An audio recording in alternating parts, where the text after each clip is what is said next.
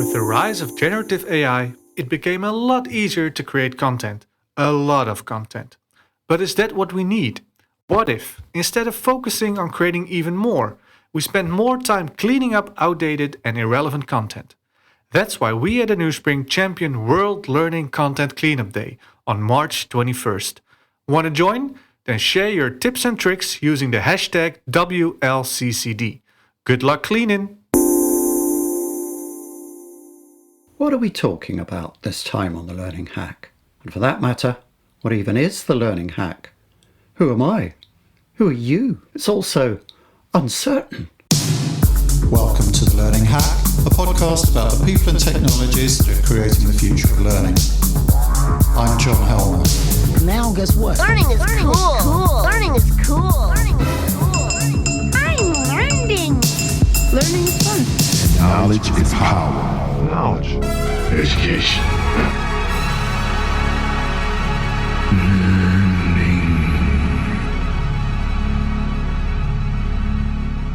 Research shows that job uncertainty tends to make a more significant toll on our health than actually losing our job. As human beings, we hate uncertainty. But that's what we're talking about this time on the podcast. And to give us some answers about how we deal with uncertainty and maybe help us to feel better about it, we've invited in not one but two highly qualified experts on uncertainty. Kate Fitzgerald, Head of Fact. Who are they? Hack Facts. Katherine Templar Lewis is a creative scientist and science communicator and co-founder of Kinder Studios. She studied neuroscience, anthropology and behavioural psychology at Oxford and UEA. Sam Conniff, author, speaker, producer, director and strategic consultant, is known for his best-selling book, Be More Pirate. He is CEO of Uncertainty Experts and has qualifications from the Universities of Oxford and Cumbria and Cranfield School of Management. New research into the brain seems to indicate that it might be a sort of prediction engine. Just as ChatGPT makes us believe it can think, just by completing sentences, essentially, all we're trying to do in our lives, perhaps, is get to the end of the sentence to predict where it might end up. And we crave information about the future, therefore, and ambiguity terrifies us. And yet, we're living in a time of huge uncertainty about the future. Countries that are home to nearly half the world's population will hold elections in 2024. Meanwhile, the climate's going mad and geopolitics seem balanced on a knife edge. I wanted to know if all this uncertainty is really as unprecedented as it seems, and whether Katherine and Sam could perhaps give us some useful advice about how to deal with it.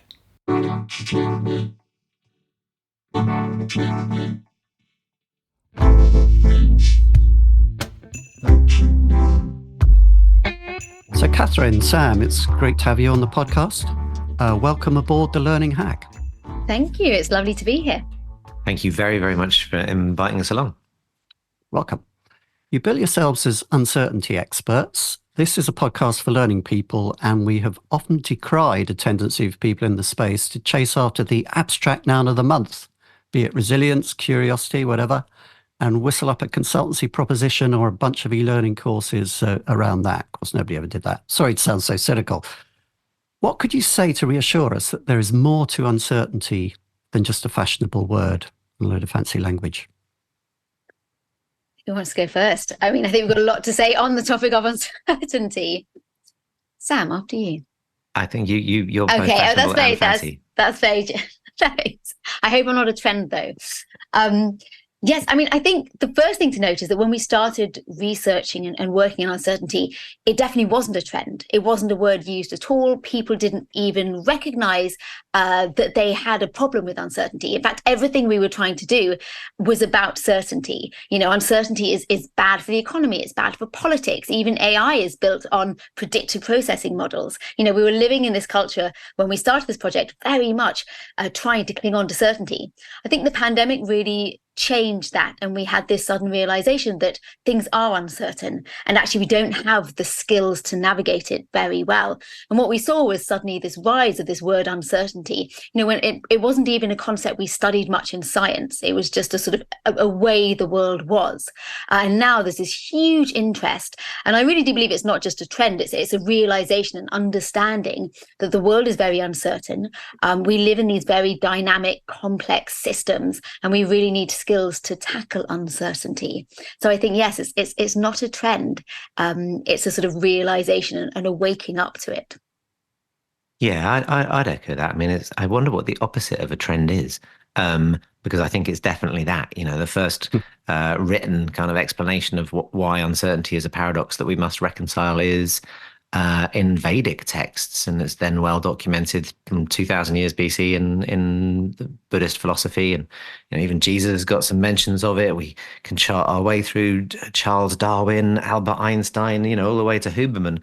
Whoever's perspective, I mean, that's a lot of white men listed out towards the end there. Whoever's perspective it is that we take on how we organize the big thinking aspects of the world, there has been a very consistent refrain that uncertainty is a necessary component of life. And the reason why I think now it's important and not a trend is because it has been, through the lens of science particularly, argued, as Katherine just said, as a concept.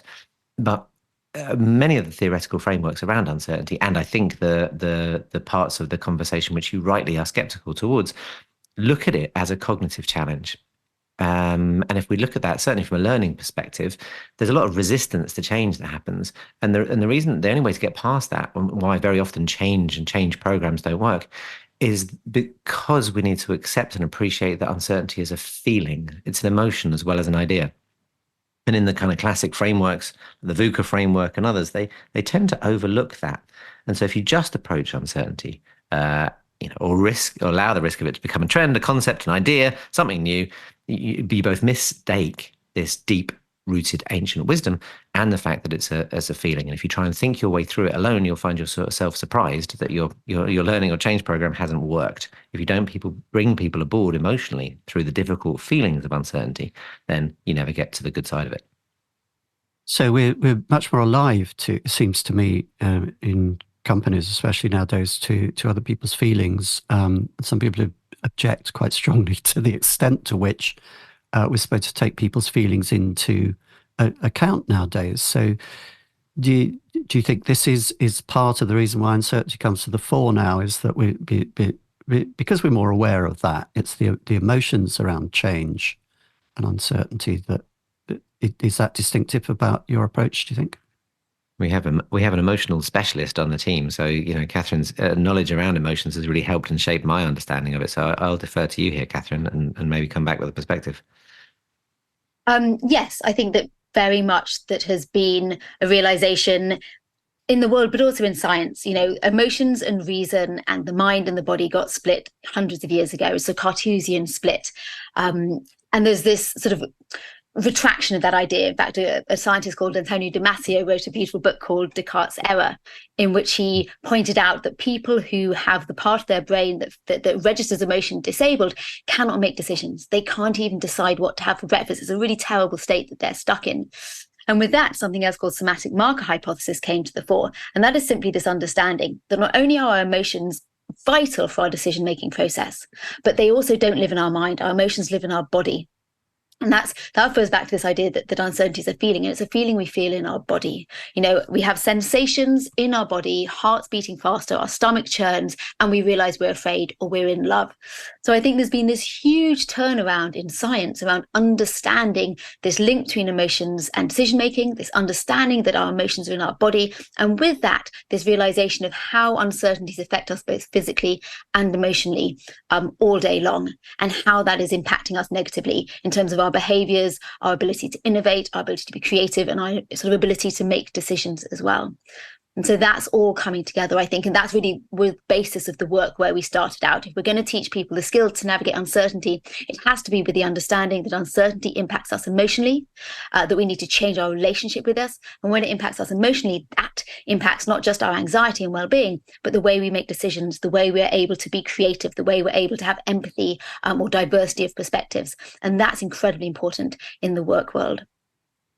Yeah, and I wouldn't want to be judgmental, but in my experience working in learning with L&D professionals and working in the education sector, when the refrain comes along that emotions aren't valid or useful, there's often a fear around. If you really zoom out, and emotions can be scary. People can. There's a narrative perhaps they're unreliable, but if you leave feelings behind, then you rely on the mind. And neither one on their own is a human being at their most reliable or their most adept or their most adaptive. There's a question that we ask in the work. If you ask people what they think about uncertainty, typically you'll get a fairly balanced response. Most people can conceive of the notion that uncertainty perhaps is uncomfortable, somewhat problematic, but it's also a space of growth. That's very common. We then ask a different question, which is, how does uncertainty make you feel?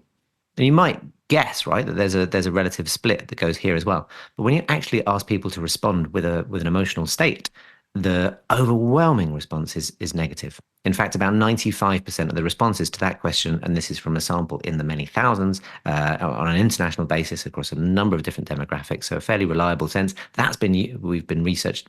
Our research sits against robust control groups. 95 or thereabouts % of the responses we get are in the negative. So very, very few people say the feeling it gives me is of curiosity or excitement or potential. Overwhelmingly, it's of anxiety or sleeplessness or fretfulness or worry or purposelessness. And there comes the clue. If you just respond to it as a cognitive challenge, yes, sure, people can see the upside in it, but they don't take into account what might be the beneath the surface, the place where resistance comes from. And so our work follows a framework drawn on those states, because that's where the barriers really come. And of all of these thousands upon thousands of adjectives describing people's emotional states, they all clustered into 3 categories. And the first was those words like uncertainty makes me anxious and fretful. We called that fear. The second was uncertainty makes me indecisive or feel circular or just a bit WTF or closed-minded. So we called that fog. And the third state was uncertainty just makes me purposeless, it makes me listless, it makes me feel meh. And so we called that stasis. And so I think it's an important contribution to the conversation, both to follow this line that there's both a separation and a chance for connection in brain and body. And if we don't understand the emotional states that it causes people, even if they're resistant or even if they're fearful, they are still a fact. And that's really where the barriers to change, learning and progress can often come from. If we look now at what's causing all this uncertainty, what I'd really like to know is what's really new, do you think, about the uncertainty of this particular moment? Obviously, we have a record number of elections this year. We come through a pandemic. We've had Ukraine. We've had Gaza. A pretty unstable geopolitical situation overall. Things are admittedly more in flux on the world stage than in some other years. But for those at the bottom end of society, isn't life always pretty uncertain? And is life any more uncertain now than in the 1930s, say, as you mentioned, the First World War, the early modern era, the Black Death, the ancient world, and so on? And you did kind of allude to that historical perspective, but what is distinctive about the things that are causing uncertainty at the moment? I love that was so polite. Would you like to answer this, or shall I? I think I've just gone on a bit, so I think it would be good to hear from you. Kind. There is a big difference. The world, the fabric of life is no more uncertain. As the Buddhists have pointed out, but our relationship to the world has changed. To start with, we've become super connected. We are connected now to more people, more things, more moments, and with it, more moments of uncertainty. And what we find is we're now living in these complex systems, where you can't necessarily predict what's going to happen because one tiny thing, can actually have huge impacts. And so we're always inundated, whether that's by digital connection, whether it's by nature of the number of sort of interactions we have every day, with many, many more micro moments that can be uncertain. So that's sort of the first thing, I think. And the second thing is that's sort of if you're looking across the last 100 years. The second thing, if you sort of take a wider look, across time is that our brains evolved in a time that uncertainties were much more limited and much more sort of physical. We have a wonderful safety protection in our brain where when things are unknown, we panic. Our brains, they now think are what's called predictive machines. It's called predictive processing. All we're trying to do every day is stay safe by using our past experience and knowledge, stories we've been told, what we know about the world to make predictions about what's going to happen next. That's really why when you don't know what's about to happen or when things change, and of course uncertainty is the unknown, but also new things, different things, our brain panics. It can't keep us safe. Its default is to try and avoid that uncertainty or seek certainty. And that really is the paradox of uncertainty. There's one part of us always wanting to shut us down, to take us away from the uncertainty, to quickly seek clarity, whether that's using your biases, the shortcuts in your brain, whether it's by, actually doing things you've done before, making assumptions about the world. It can be highly dangerous. Whereas once this was fine because, for example, a rustling in the trees was probably going to be a tiger jumping out at you, or the wind, and it's better to play safe. Now we have all these conceptual and psychological uncertainties like climate change, the cost of living, which have the same physical reaction on us. And playing it safe doesn't always help us. And the paradox being is that we also know the reason why we have survived this long, because we're actually quite weak as animals. We don't have fur, we don't have claws, we don't fight very well, is because it's in moments of uncertainty that we can also become more open-minded, more pliable, more adaptable, more innovative, and that helps us. And what we find is the difference between whether you're going to shut down and try and avoid the uncertainty or open up and look for new solutions and adapt all comes down to something called your uncertainty tolerance. And that's a psychological trait within us that you can not only measure, but you can improve. And part of our work is how can you turn that into practical skills that we can teach people to apply to their everyday life, to the uncertainties at work, the uncertainties at home, because this realization is that we're not very well equipped for this inundation of uncertainties that we now encounter every day. That certainly feels true to me that, just this morning I wanted to check the weather, picked up my phone. It's a bit UK centric, this bit. We have a lot of listeners in North America and so on. But just this morning, the Prime Minister said that the country is collapsing into mob rule. Right. That wouldn't have happened in the early modern period. I was a peasant looking out of the kind of window of my hovel to check what the weather is like. I see what the weather's like. Yes. Suddenly this stuff is kind of coming in on us all the time. But Sam, I think that's really, really true. And I would imagine from my North American friends, they're having a similar experience. Yes. Well, there's a lot of uncertainty kind of in North America. Catastrophe of leadership is also saying a bunch of bizarre things. The thing that one of the things I've learned from Katherine is something around kind of like our evolutionary states, right? And there are these kind of 4 conditions that we needed to get this far. And sustenance, and typically, over the last 200,000 years, that's got easier to find, and shelter, and that's also generally for most people got easier to find, and social groups also easier to do. And then survival is the final one, and survival at a human level is really the avoidance of uncertainty. It's why we're so primed as we are to threats and the responses that we have. And arguably that one's got more difficult because yes, the saber-toothed tiger metaphor, and that kind of goes to show if it was the caveman version of us, or the cave person version of us, we'd be saying these are the most uncertain times ever, as would anybody in any generation.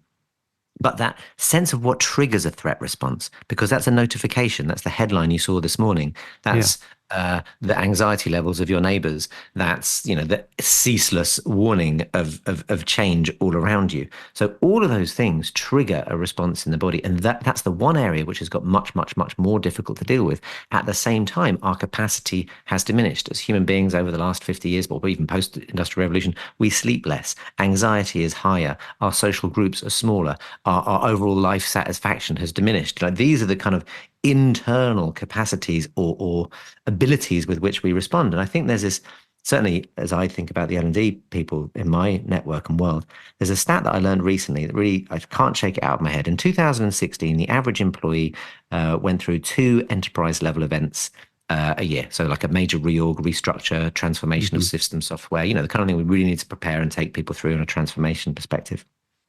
The stat I read was that in 2022, that was now 10 10 enterprise level events. That means they've got to be permanently overlapping. I'm in my mid-40s. When I began my career, I remember that kind of your average year was, a lot of interest, a lot of learning, lots of periods of stability, punctuated by 2 or 3 moments of absolute total bloody chaos, right? And, then you'd know when you were going through them that there was this kind of narrative amongst you. It's going to be all right. We'll just get to Christmas or March, whenever it's going to be. And then, and for anyone who's gone through the last couple of years, it's the total opposite. Life at work is a total constant period of upheaval and change. The change is constant is now just a cliche. And yet I think partly the exhaustion comes because we still have the expectation that this period of calm is going to come. And we're still in a mindset of a few years ago where these periods of relative stability is where we'll kind of gather and muster and replenish ourselves, rather than prepare ourselves for this permanent state of change being one that can be generative. And then train ourselves how to have restorative moments within it rather than wait. Like I say, I think the expectation somewhat comes from the exhaustion, comes from the expectation that that's about to shift. And I think truly that's the bit that's different from any other person's experience over the last couple of 100 years. The Learning Hack podcast is supported by Learning News, the learning sector's newswire. Rob and his team are good friends of the podcast, and we really value the help and advice we've had from them, and they do a great job. For the very latest news from around the learning sector, for interviews with learning leaders, the latest from learning sector vendors and features on workplace learning, go to learningnews.com. We've laid out the problem quite comprehensively. How about some solutions? Looking at the personal and the interpersonal, and really this is for both of you, I think. What's the science got to tell us about living with uncertainty? What practical steps can you give people about living with uncertainty? I mean, what's been wonderful about this work is firstly, the opportunity to do sort of our own research. So we've been working with UCL. I think we have about 20,000 people now we've researched and as Sam mentioned, looked into what the impact of uncertainty is. And of course, there's a lot that we know from cognitive science and theory as well. And as I mentioned, the first thing to know is that our brains are these prediction machines. And so they will always hate uncertainty, naturally. That's part of who we are. But we can also master our minds and our bodies. And that's the clue. It's about learning how to be aware of your relationship with uncertainty, how it's impacting your body and emotions, how it's impacting your mind and the behaviors that you do, and then work from there to increase your uncertainty tolerance. And this is really necessary. As Sam mentioned, being in uncertainty all the time is unsustainable. That's why we feel so exhausted. What happens in a moment of uncertainty is your sympathetic nervous system is switched on. In normal life, this is normal life.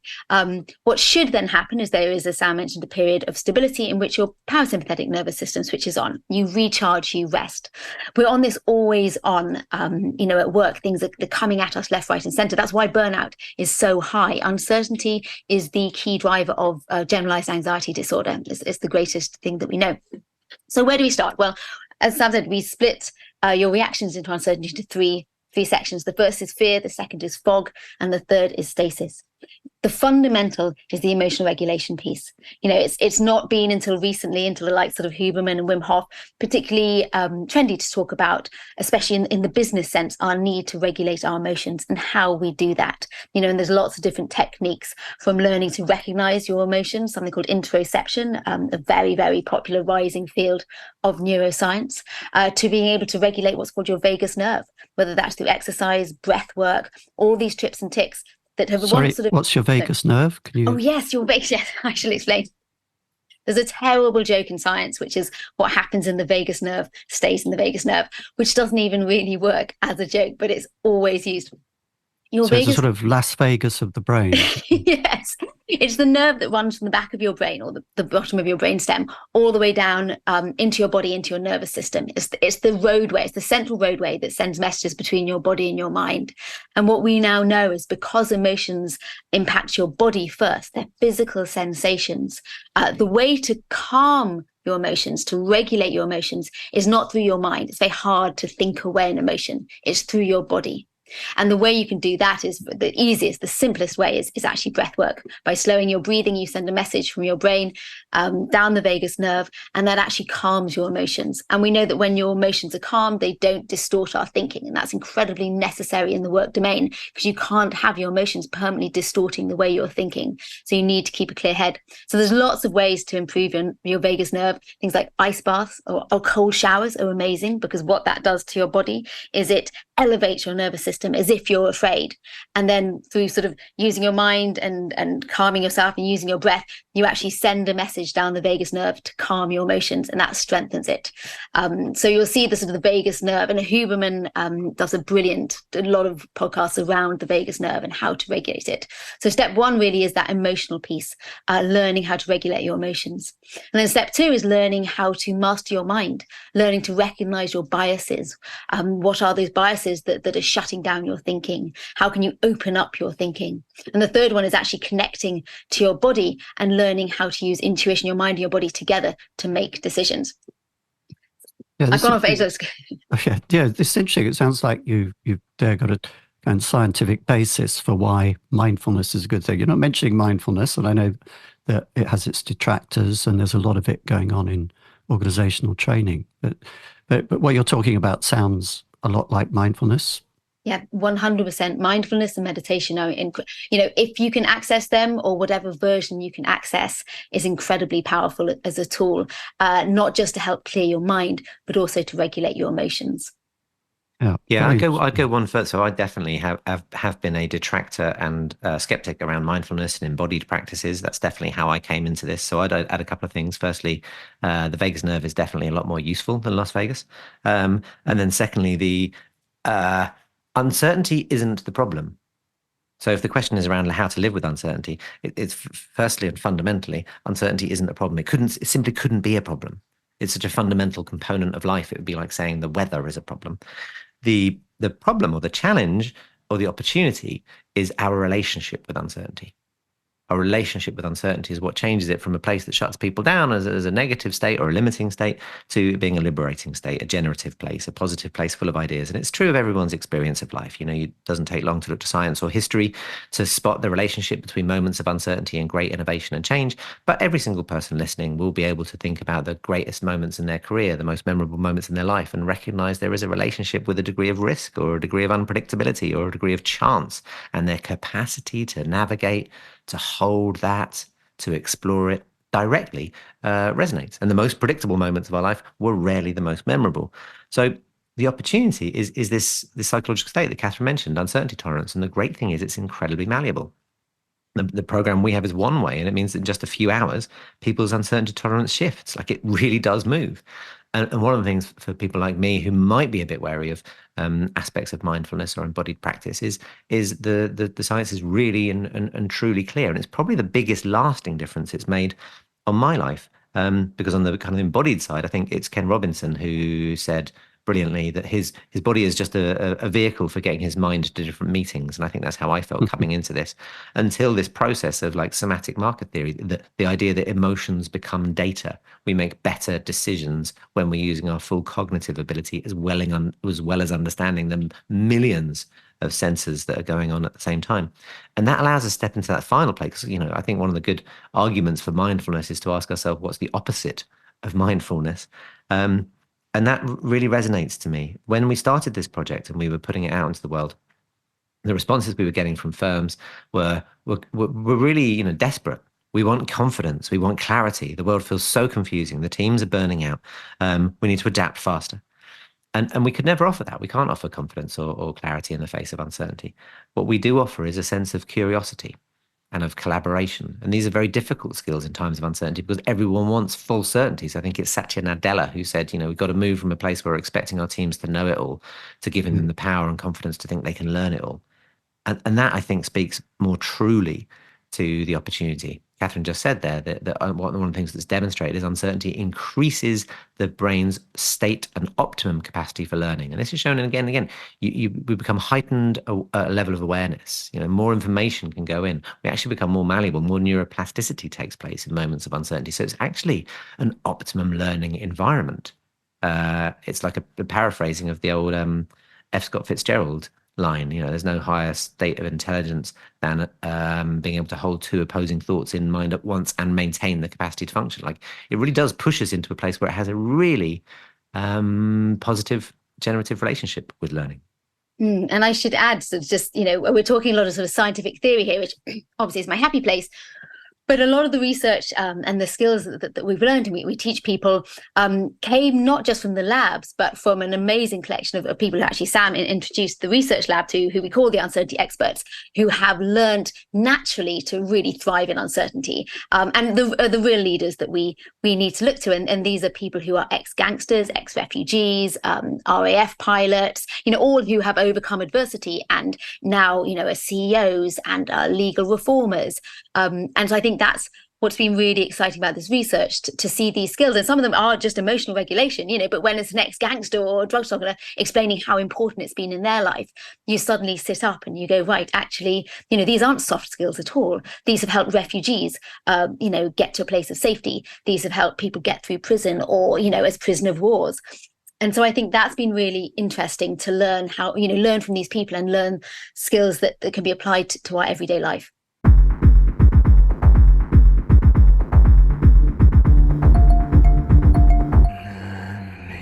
We talk a lot about technology in this podcast because it's such an important part of learning nowadays. Technology is a big driver, both of opportunity and uncertainty.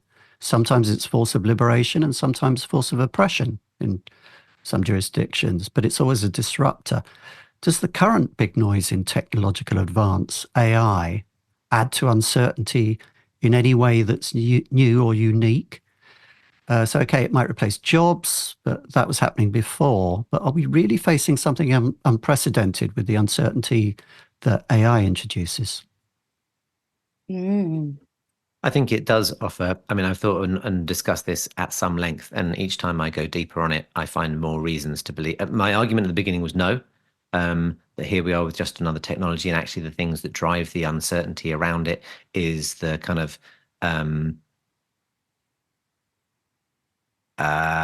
very much the human fallibility of it all. I have school-aged children, and so a large part of my life is unpicking the impact of mobile phones, smartphones, and social media on them. Now, that as a technology, when it was really introduced into the world 10 years ago, we had no real full understanding of the unintended consequences of it. But the recent study in the US takes into account 1 million young people and is unequivocal that the earlier they had access to that technology, the worse off their mental health is now. There's a huge shift in the UK and the US and actually all around Western Europe, in fact, the world, in terms of this movement understanding. And we were once in a kind of bring your own device stage, 8 or 9 years ago, that was very much a trend in education, to now almost total bans. And so I'd bring AI back into the lens. And I think the capacity for uncertainty is that there is so little knowledge or understanding. Actually, let's go even further. There's such a vacuum of a plan of the long-term consequences of any kind of reflective depth or capability. And I don't think that the notion of legislation is really the answer, but even just just like a moral framework for potentially... There goes our clean rating. But I do appreciate your passion. Because I'm, here we are trying to unpick this desperately, and it keeps being made the comparison with cigarettes 20 years ago still being sold for their health benefits. And now we are doing this, the health benefits of technology access to young people. And where are we going to be in 10 years trying to unpick the question of the impact of AI? That's the bit which makes me feel there's demonstrable uncertainty. I was told recently by a AI consultant, there's over 1 million known instances of blackmail using deep fakes, creating pornographic or otherwise imagery of individuals and then threatening to release them onto the internet because they're so believable. And it just gives you a hint, or the usage of deep fakes and AI in the information war that's taking place in the unfolding tragedy on our screens in Gaza.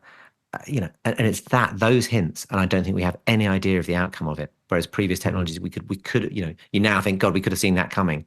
I don't think we've got any idea of what we may or may not see coming, and that's where I think the uncertainty comes from. Not necessarily the capacity of ChatGPT today, but the bits that we haven't thought of tomorrow. That's interesting. I think for me, and maybe this is because I am a cognitive scientist, the dangers in AI come in our our perception and understanding and often misunderstanding of it. I think, everyone talks about singularity, everyone talks about consciousness in AI. And yes, for sure, AI and its development has taught us lots of things that actually we got wrong, especially around language processing in the brain.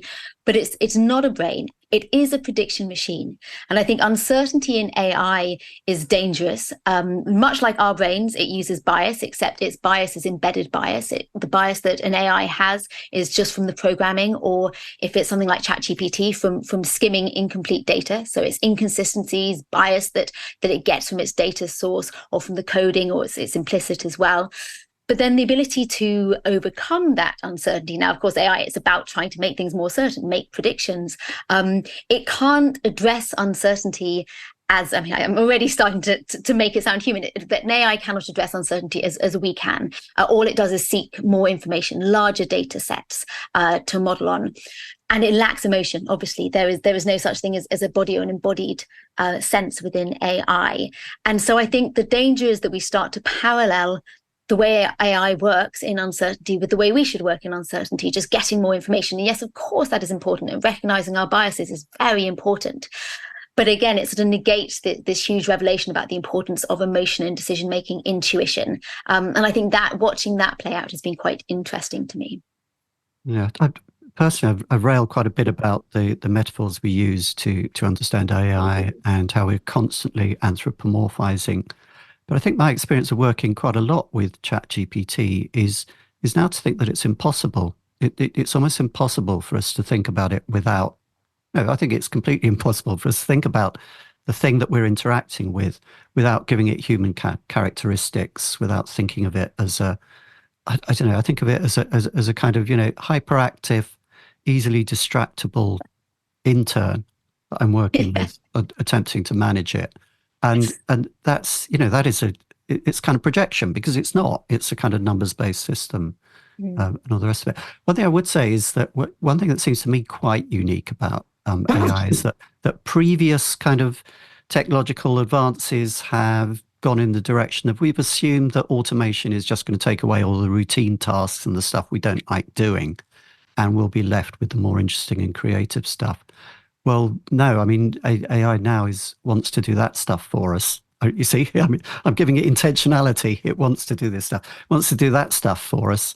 And the only stuff that is left for us is, I don't know, yoga teacher, picking up rubbish, taking the care services, which are all, completely wonderful and laudable things to do.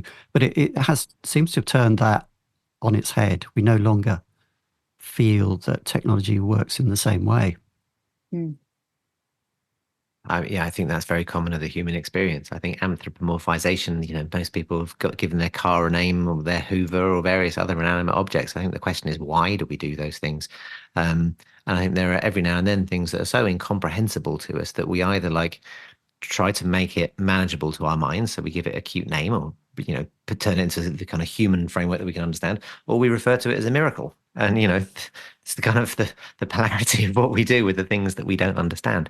What we rarely do is try and get on the other side of it and create some kind of frameworks. And by that, I do mean values and principles and where does it go? I don't think the problem necessarily lies in us giving it a name, or the bizarre conversations and arguments I get into with ChatGPT, because that's what happens to us. I love the fact, Katherine, you said that everyone talks about singularity. It just kind of goes to show the kind of the circles that you hang around in. That's the idea where it goes. But it does, that reminds me of the Ray Kurzweil thing, right? The rate of change, and that's still a bit that I think is the most fascinating. We gaze at this thing. It's remarkable. The biggest challenge with AI, I think, is keeping up with the pace of new AI announcements. And that's it. I can't even get further than the different things that are brought out. And to try to zoom out. And what is it with Kurzweil? By the time that someone now who is 40 has reached 80, then what's new in a year will be new in a month, there or thereabouts. Yeah, exponential growth, of technology. Yeah, and it's that then sits me down, and it's that stops me anthropomorphizing and realizing that there's something much more than a sci-fi based kind of dialogue with an intentional intelligence. I want to hop back a bit now to how we can turn uncertainty into opportunity via a publication of your own, Sam. You wrote a very successful book called Be More Pirate.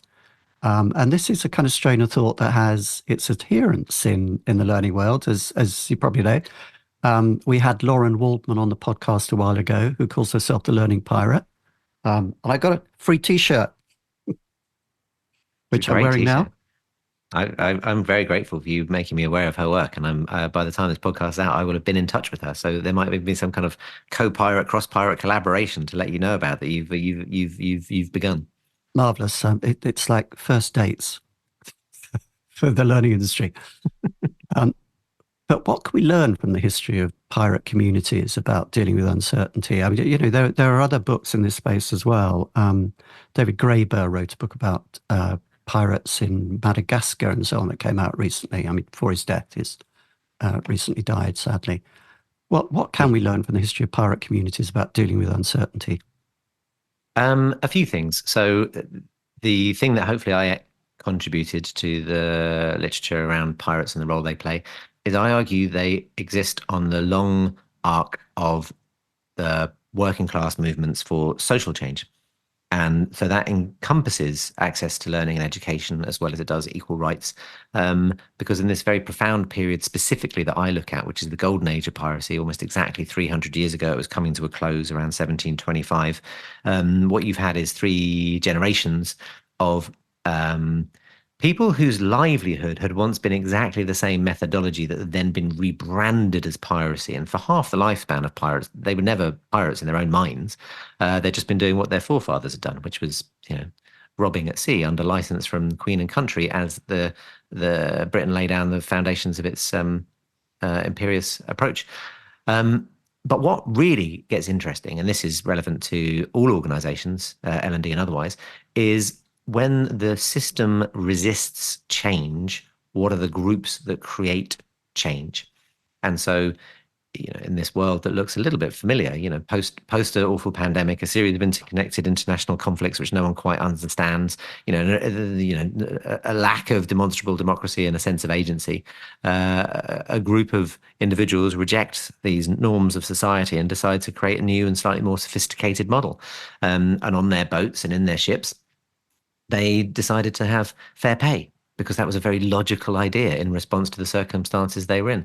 They decided a form of dual executive democracy because that was also a very sensible idea. And these ideas were popping up. That's why there were revolutions around the world taking place. And this was a further petri dish of those same thoughts.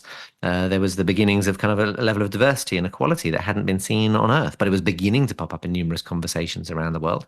And there's no surprise that the once famous pirate founding fathers had overlapping relationships with the founding fathers of the United States because these ideas went off ships and onto land, and in Nassau, a pirate republic, not the one David Graeber wrote about, but one that's more historically accurate, were formed. And these ideas then begin to transcend and follow through. I think they're next really picked up in the cooperative movement. The 6 founding principles of the cooperative movement mirror directly 7 of the consistent pirate codes that are known to be true. And then into the trade union movement. And then we see workers' rights enabled that had been seen on board a pirate ship, workplace compensation, equality of reward. And they continue to be seen in the civil rights movement. The suffragettes were known to have drawn inspiration from some of the female pirates. So it's a consistent story of how individuals resist change by creating better models. And that was really it. Pirates weren't these deliberately forward-thinking, liberal-minded, progressives. They just rejected the stark unfairness and the woeful inadequacy of the systems that they were within. The various navies were awful places to work. So of course they created better systems. And then those systems had benefits that then created ripples and others began to follow. And that's the bit which I think is both remarkable and interesting and particularly powerful for now. My observation was that because I was just really bloody frustrated. I'd spent 18 years working in youth development, training, coaching, mentoring, social enterprise, and I just could not be darned if I'd ever be invited along to another meeting about innovation where lots of ideas went up on the wall, things were given different names and nothing actually changed. So that's why I wanted a story with a different level of potency and power. But to begin with, really, the book was more a kind of way of venting my frustrations. I didn't design it to become what it has become. And in education particularly, It's found a real home. I've worked with hundreds of schools and thousands of school leaders. I've worked with L&D leaders in organizations worldwide because it has an ability to both take people's frustrations and then harness them with their limitations. And so once you get people to talk about what they really want to change, it gets people to have the conversations they have in the pub after work or with their partner about the things they wish could be different at work. And then it allows them to step apart the things that hold them back or stop them bringing them up. And all of a sudden it pushes them into the unknown. Like, because when you really do change, proper change, it's an emotional sport, right? Like we were saying earlier on, it's not just this is what I think should be different, but oh God, now it feels different. And that's when you've taken people off the edge of the map, which Pirates does, you then need to give them tools for uncertainty, which is kind of retrospectively how Catherine's helped me realize these two projects link. And I just realized that this would have been a podcast on its own. so that raises so many questions for me. But I do have to kind of be conscious of the time, or the YouTube file gets too big for me to upload. Yes. What advice? We can talk about Pirates another time. Yeah. Well, yes, you're welcome to come back and maybe we'll get you together with Lauren. Which would be I'd love that. Yeah.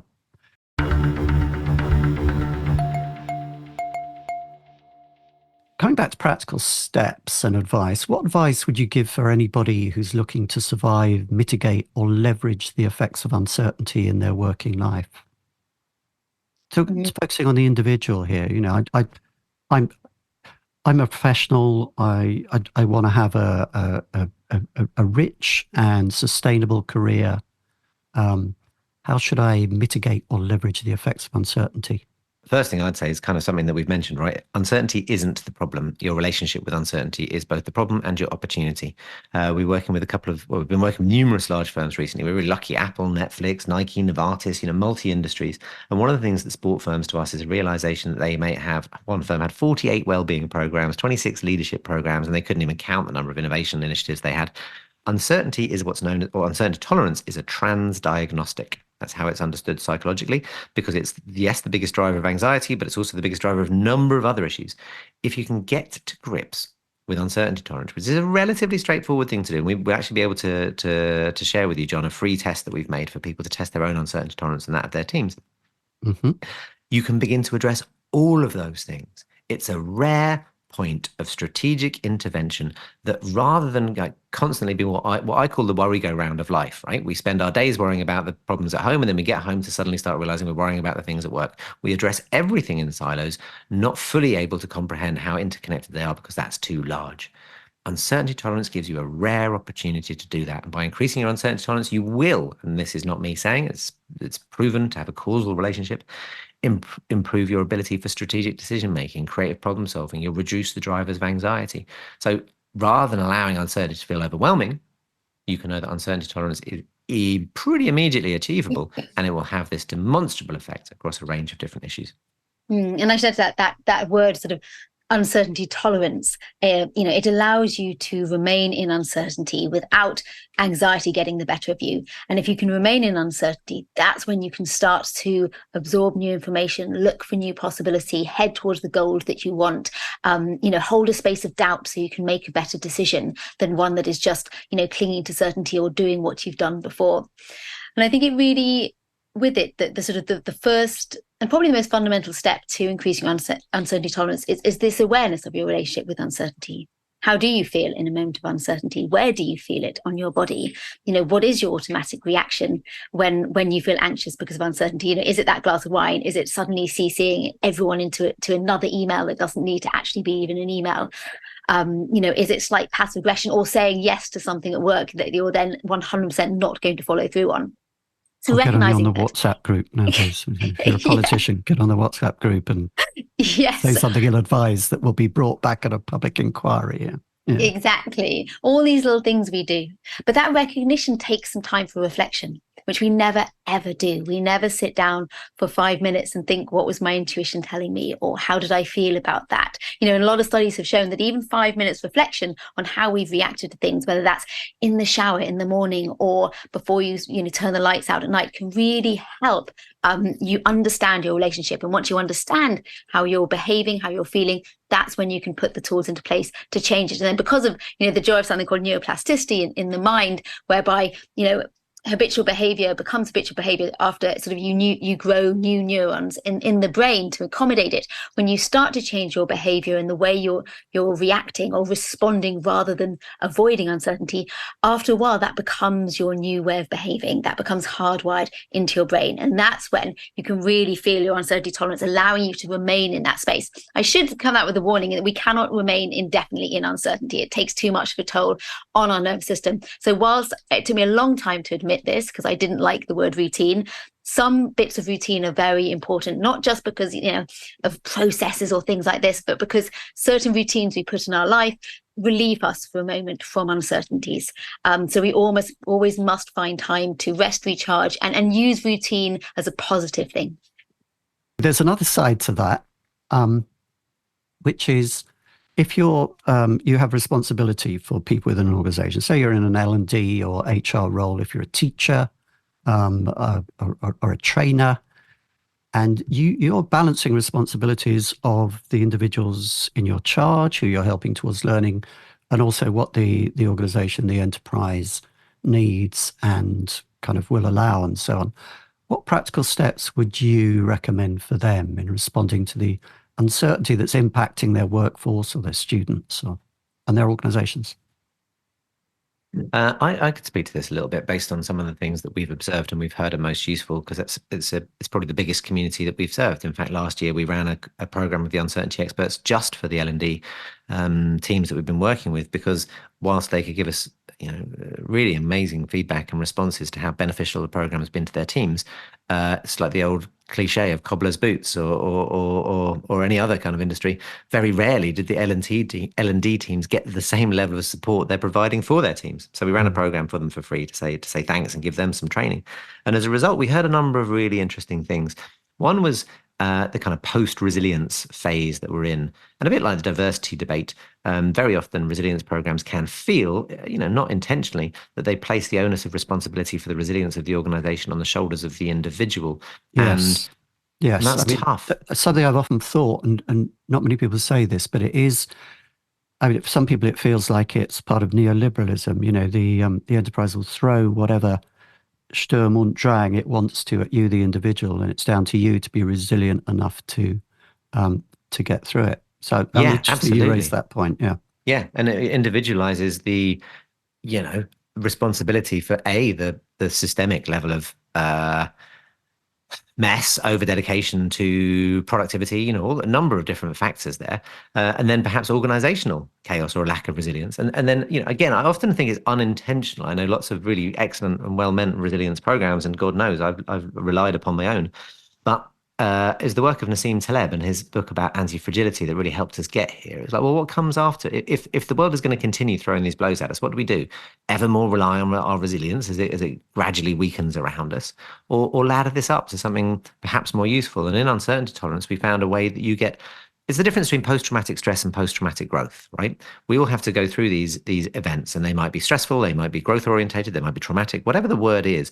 There is always a distinction between whether or not they lead to, it's an adversity quotient as well, whether or not it leads to some kind of opportunity for development. And that's not to say that everything has to. Not every difficult thing must have a badge of honor and everyone's got their story of survival. I don't think that's truth at all. But as we're pushing forward, I think just relying on or mistakenly over-relying on individuals and their resilience, it feels like a falsehood. So we offer uncertainty tolerance, and in fact, Katherine's developed our own scale, the uncertainty to opportunity score, which takes in 5 existing scientific scales.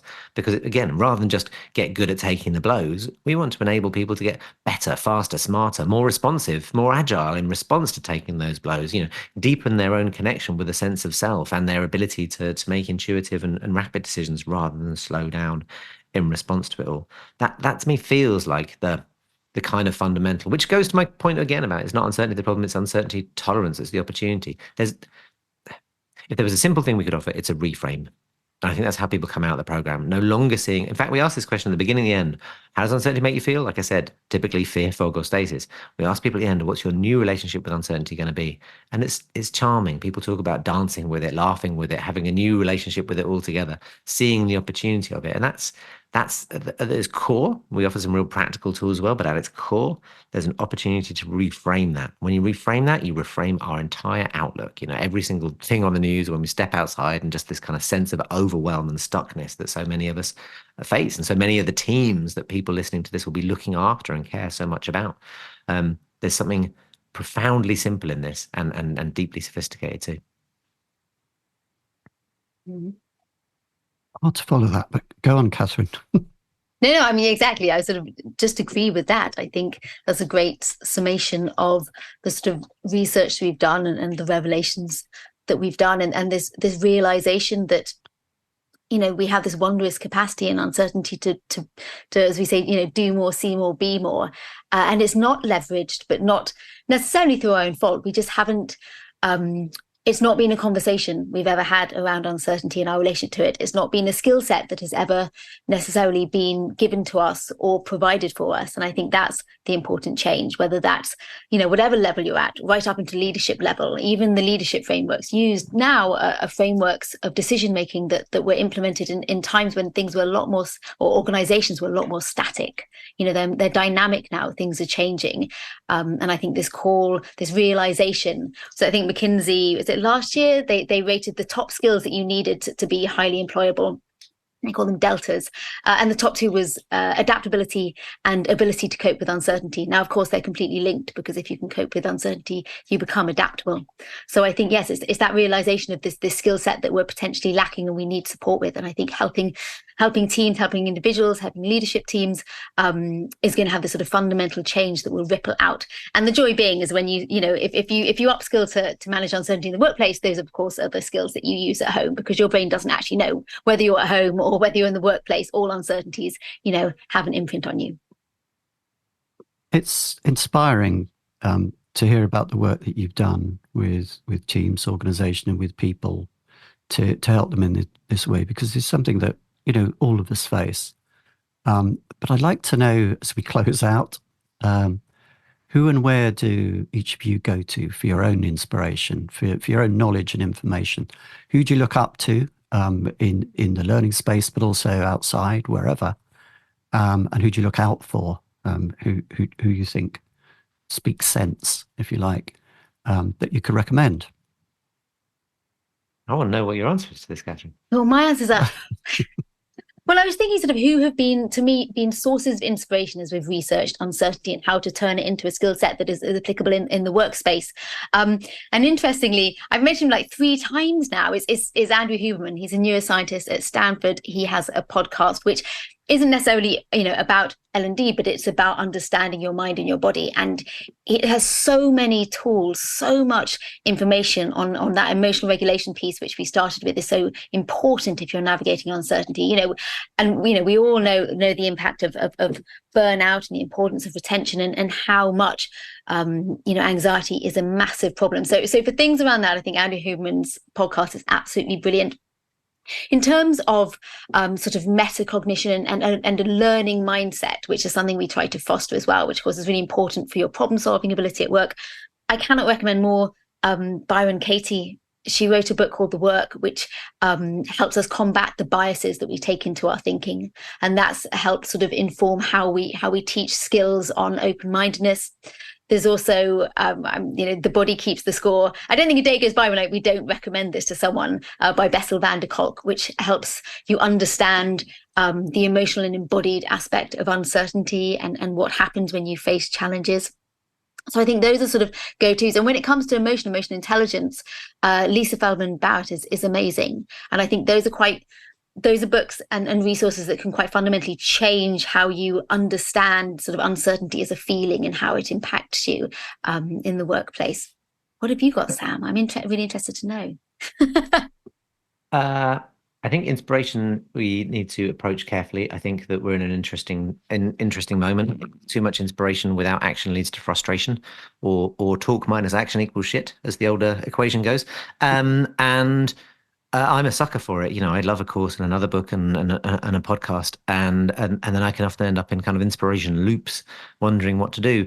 My deepest inspiration, is where this whole project came from, is usually from kind of the edges. And you mentioned this in your question earlier on about the different uncertainties in life and how they affect different people in society. And it is usually in society the same people who win and lose at the game.